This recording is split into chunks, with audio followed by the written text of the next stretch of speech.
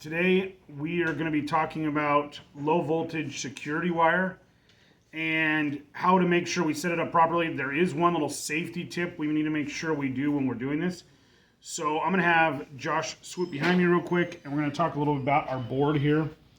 So the way security wire works is we work with our Teslas and our enphase brand new 5P battery systems are going to take an 18 gauge 4-wire shielded security wire with drain. This is a little drain right here, this little extra silver wire here. And we're going to talk a little bit about that. Now, a couple tools you're going to need are going to be a cable sheath stripper. So this, you spin it 3 times, pull off the sheath really easy. So we're going to start out here on our transfer switch. We're going to strip our wire back, take our shielding back, have all of our wires ready to go directly into the transfer switch and tighten down. From there, we're going to come over here to our first battery. We are going to go ahead and connect up our ground. So we have our ground wire, our main ground wire.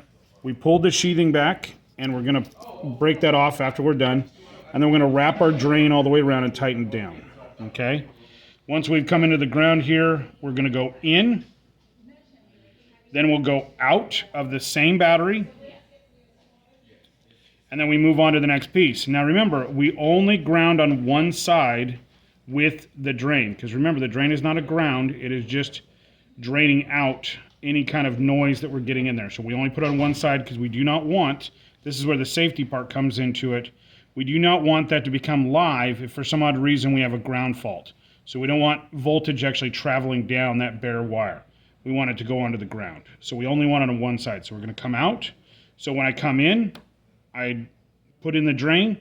When I go out, I cut off the drain. I come all the way around to our next battery.